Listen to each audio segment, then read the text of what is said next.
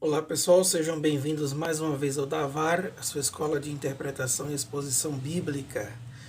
Nessa ocasião estaremos tratando aqui do nosso editor de sermões, ou da estrutura do sermão, o esqueleto do sermão, ou como diz Marinho, a unidade de central única do sermão. Uma estrutura a qual você irá ter como base para preencher com todo o seu material que você pesquisou ali no módulo 1. É uma base, não é algo engessado, algo que você irá ter que usar sempre, mas é uma base para que você possa ter um norte e organizar todo o seu sermão. Esse editor de sermões aqui é baseado no passo 5 e no passo 6. No passo 5, fazer o esboço do sermão. Como é que faz o esboço do sermão? Aqui está o editor de sermões. Uma base pronta que nós deixamos aí na aula 5 disponível para você fazer o download. E no passo 6 era desenvolver esse esboço, preencher esse esboço. Então veremos agora como nós podemos preencher esse esboço, como ele se dá, essa organização. Então essa aula será baseada aí no passo 5 e no passo 6. Depois teremos aí o passo 7, que vai falar especificamente da introdução. Bom, no passo 1, quando iniciamos o módulo 2, a gente viu sobre o aspecto da ideia exegética, né? Como a gente iria abordar essa ideia exegética, a ideia principal do texto, como a gente iria abordar durante o nosso sermão, explicando, aplicando ou defendendo durante o nosso sermão. Lá no passo 2, a gente aprendeu sobre a ideia homilética, que era fazer aí um título memorável. Pegar essa ideia exegética e transformar na ideia homilética. Tornar isso lembrável aos nossos ouvintes. Não pegar a ideia exegética completa e colocar como um título que geralmente não vai caber. Mas a gente pegaria a ideia exegética e transformaria na ideia homilética, que seria o nosso título. Portanto, está aí o nosso título, que seria a ideia homilética, que a gente viu no passo 2. O texto, dependendo o tipo de sermão, se você for fazer um sermão temático, pode ser uma perícope, ou apenas um parágrafo predicante, uma parte ou um versículo. Ou se você for fazer também um sermão textual, natural ou fraseológico, como a gente já viu, eu vou dar um exemplo para vocês no final aqui. Como você vai abordar aí agora esse texto? Como você vai fazer essa referência desse texto básico que está aí? Você tem que ter primeiro um texto onde você vai trabalhar. Portanto, se for um texto temático, se for um sermão temático, você faz a sua citação e depois sai defendendo a sua ideia do seu tema. Não podem ver que aqui no editor de sermões não existe o tema, porque o tema é um assunto em si que você irá tratar. Agora você pegou o seu texto como referência, anotou. Se for um sermão temático, você só faz aquela referência e não trabalha. Se você for fazer um sermão que trate aí da exposição do texto, então você terá a referência completa daquela passagem para que você vá trabalhando, expondo aquele texto. Eu aconselho que, como texto básico, você vá, pegue essa referência completa, todo aquele texto que você vai trabalhar e expor, você pega aquele texto e lança aí como texto base, para você já ir expondo, dividindo, trabalhando. Se for um sermão textual, nesse caso aqui do texto base, você irá pegar a parte mais importante do que você irá fazer as divisões, ou que você irá pegar as frases e fazer as divisões e colocar como texto base. Logo depois, você terá a sua introdução. Como nós podemos perceber, a estrutura do texto, ou o nosso editor de sermões aqui, o que nós estamos estudando nesse módulo 2, que é estruturando o sermão, portanto, essa espinha dorsal do sermão, ela tem 3 partes importantes: a introdução, o desenvolvimento, que é a segunda parte aqui, que trata das divisões principais das suas subdivisões, e a terceira parte, que é a conclusão ou aplicação geral, para o clímax principal da mensagem. Como introdução, nós iremos ver na próxima aula sobre introdução, iremos detalhar mais para vocês, mas você pode trazer ela como a primeira parte da introdução, fazer uma primeira parte, um primeiro parágrafo, depois uma segunda parte da introdução, para ficar bastante organizado. Isso aqui é uma divisão básica. Dentro dessa introdução você pode trazer um pano de fundo, que para mim é o mais importante, você mostrar os fatores históricos daquela passagem, o que estava ocorrendo, o que estava acontecendo com tal personagem que você irá tratar, ou tal problema que estava ocorrendo que você irá tratar, por que se deu, quais foram os motivos. Você também pode trazer aí um problema, uma ilustração, um suspense e etc. Logo depois vem a proposição, ou o propósito da mensagem. Para mim é como o propósito da mensagem. Você irá dizer aqui, depois da introdução, durante essa proposição, que tem que ter a ver com o título de sua mensagem, que é a ideia, ou está relacionada aí com a ideia homilética.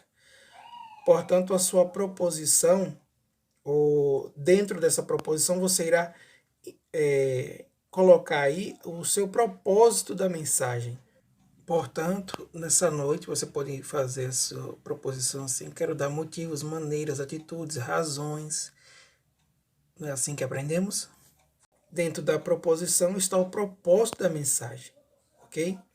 Aí você faz aí uma sentença interrogativa. Não é necessário, mas se você quiser, para já fazer uma chamada aí para a primeira divisão, a divisão principal, você pode fazer uma sentença interrogativa, que é uma pergunta relacionada à proposição, ao título ou ao propósito da sua mensagem, que está aí anteriormente citada. Depois você faz a sua sentença de transição, que é uma frase, na verdade. Sentença, quando a gente fala que é uma frase, né? De ligação entre o propósito ou o título dessa mensagem, essa proposição, e a primeira divisão, que irá vir agora em seguida. Você tem que criar uma frase que fale sobre isso. E quando nós falamos sobre divisão aqui, primeira divisão, segunda divisão, terceira divisão, muitos tomam aqui, que não está errado, como ponto principal. Daí se daria os subpontos. Também se dão como divisão principal, como nós iremos trabalhar aqui. Ou depois subdivisões. Ou os tópicos principais ou subtópicos. Não importa. Uma forma ou outra, de um jeito ou de outro, está correto. Portanto, aqui você já fez a sua transição durante o seu discurso, né, de introdução, falando do seu propósito. Agora você vem e lança uma transição para chegar ao primeiro ponto, ou chegar à primeira divisão, a divisão principal. Em seguida, você terá a sua primeira subdivisão, e aí vem a sua discursão. O que está dentro dessa discursão? Está aí o EIA, ou EPA. Lembram que a gente trabalhou na aula passada? Que é a explicação, a ilustração e a aplicação. Dentro de cada subdivisão, você tem que explicar, ilustrar ou provar e aplicar, se assim você quiser fazer a aplicação. ou então você pode fazer uma aplicação geral no final do seu sermão. Alguns fazem essa aplicação durante as subdivisões, a cada subdivisão ele vai trazendo uma aplicação, ou faz uma aplicação geral no final, mas aí fica ao seu critério. Logo depois vem a sua segunda divisão, se assim houver uma segunda ou uma terceira, ou se houver apenas uma, você irá fazer da mesma forma, aplicar o EIA ou o EPA em cada discussão, em cada subdivisão. Tendo concluído aí o argumento ou a discussão das subdivisões da sua primeira divisão, que você usou para apoiá-la, apoiar no argumento da primeira divisão, agora você irá fazer uma sentença de transição entre a primeira divisão e a segunda divisão. E essa sentença de transição, ela será uma frase que vai ligar, né, a proposição e a segunda divisão. Ou também você pode usar uma frase de sentença de transição que ligue a primeira à segunda divisão. A função principal da sentença de transição dentro do esboço do sermão é fazer uma conexão suave entre a proposição e o corpo do sermão. Também é preciso para que a transição de uma divisão principal e outra seja cuidadosamente construída. Porque o ouvinte, esse ouvinte mais simples, médio, ele perde facilmente o fio da meada, o raciocínio entre a primeira divisão e a segunda, ou entre a segunda e a terceira, ou no meio, ele vai perder de certa forma se você não fizer corretamente ou eficazmente uma boa transição. E como se dá essa transição eficaz para que o seu ouvinte possa compreender essa mudança entre a primeira e a segunda e a terceira e a quarta ou até a conclusão e a aplicação final. Aqui você pode relacionar a divisão com a proposição ou com a oração de transição principal. Você pode fazer uma transição dessa forma, relacionar a divisão com a proposição, isso logo no início, ou com a oração de transição principal. Você também pode revisar uma ou mais divisões principais e usar isso como uma transição. Ou você pode, como eu falei logo no início, citar ou ler a primeira divisão, trazer como um resumo para introduzir a segunda divisão principal. Você também pode despertar por meio dessa forma o interesse na unidade do pensamento seguinte. Usando essas técnicas, é claro que o seu ouvinte irá ficar ligado no próximo ponto. Você também pode referir-se à divisão principal anterior, como eu falei agora há pouco, e indicar a mudança da unidade anterior de pensamento para a seguinte, mostrar ao seu ouvinte que haverá essa mudança. Unir a última divisão principal à conclusão. Isso aqui é lá no final. Isso são meios que você pode usar para fazer uma boa transição. Bom, agora que você já compreendeu como se faz essa primeira parte, segue-se também naturalmente para a segunda, a terceira, a quarta divisão, que assim for necessário dentro do seu sermão, dentro das subdivisões e dessas discussões ou desses argumentos. Quando você chegar aí no final, por exemplo, aqui no nosso seria o terceiro ponto, aqui ou terceira divisão principal, o terceiro tópico, como você queira chamar, você irá fazer essa sentença de transição, ligando o terceiro ponto à conclusão. Chegamos aqui ao clímax principal da mensagem, que é a conclusão ou aplicação geral. No caso da aplicação geral, se você não veio fazendo aplicações durante as suas subdivisões. Ou até mesmo que você tenha vindo fazendo essas aplicações dentro de cada divisão principal e suas subdivisões aí no final de cada uma delas, você pode trazer como resumo geral, como uma conclusão geral para essa aplicação geral dentro da conclusão. Dentro da conclusão, você pode fazer aí um resumo. Isso pode ser um resumo ou uma recapitulação da primeira, da segunda e da terceira divisão. Você pode relembrar aí aos seus ouvintes, pode ser dessa forma, a primeira, a segunda, a terceira ou a quarta, os pontos principais, as divisões principais, relembrar a eles e trazer um fechamento geral da sua mensagem com uma aplicação geral, se assim couber, ok? Vamos mostrar agora para vocês um exemplo parcial de como se daria isso na prática.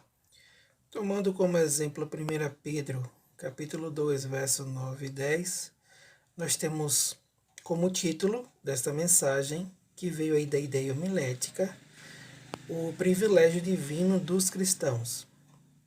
Faríamos então aqui uma introdução com a primeira e uma segunda parte, tendo como principal aí um pano de fundo bem organizado.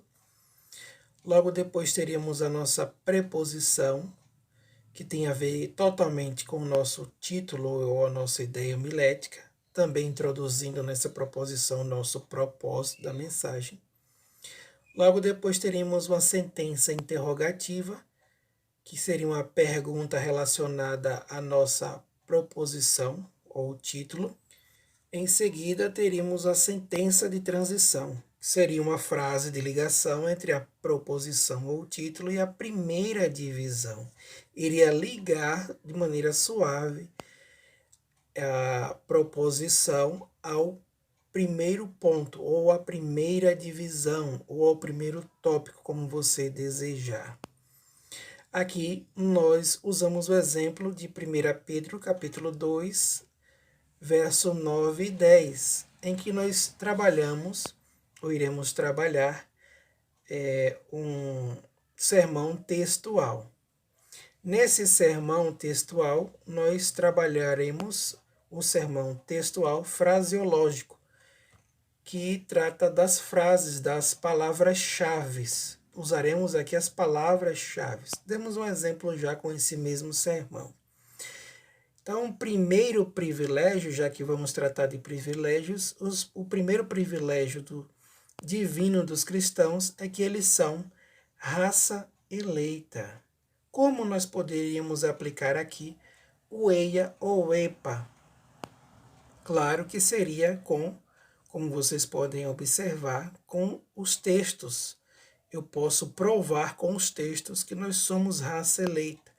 Como diz na minha primeira subdivisão, em 2 Timóteo capítulo 1, verso 9, ele diz que nós somos eleitos segundo a graça, não segundo as obras. Na minha segunda subdivisão, eu também tenho mais um apoio, mais um argumento para provar que esse privilégio de que nós somos raça eleita. 1 Pedro capítulo 1, verso 2, eleitos segundo a presciência de Deus para a vida eterna. Também nós temos um terceiro argumento que prova, não só ilustra, mas prova. 1 Pedro 2, 9, eleitos para testemunhar as grandezas de Deus. Depois de ter explicado, provado e aplicado aos irmãos a minha primeira divisão principal, que trata especificamente que nós somos raça eleita, e consegui provar isso para os irmãos, agora eu farei uma segunda sentença de transição entre esse primeiro ponto e o segundo ponto. Para isso, nesse caso aqui, seria interessante eu fazer a leitura do texto do capítulo 2 de 1 Pedro, verso 9 e 10. Eu vou lendo a cada leitura para relembrar os irmãos e ajudar os irmãos a ir acompanhando esse raciocínio da mensagem. Então eu faria a leitura do texto na transição dessa divisão, que já ajudaria os irmãos a compreender. E diria para eles: o segundo privilégio é que eles são sacerdócio real. Como eu poderia provar isso para eles? Em Hebreus capítulo 4, versos 14 a 16, que diz que podemos nos aproximar de Deus por meio de Cristo, que é o nosso sumo sacerdote, que hoje somos sacerdócio real de Cristo. E aí você vai fazendo o segundo, terceiro ponto, ou as suas subdivisões, faz a sua sentença de transição para a conclusão, traz as suas aplicações e conclui então o seu sermão, ok? Então fica bem claro para os irmãos. Essa aqui foi uma pequena demonstração do nosso editor de sermões, ou nosso esboço de sermões básico. Não é algo, como eu falei a vocês, engessado. Não é algo que vocês irão pegar e sempre usar ele, mas com a prática vocês vão vendo a maneira melhor, uma forma melhor, até mesmo do que essa. Ok? Que Deus abençoe a vocês. Até uma próxima aula, se assim o Senhor nos permitir. Iremos tratar ali da introdução para que os irmãos compreendam mais nessa parte aqui de estruturando o sermão. Deus abençoe e até mais.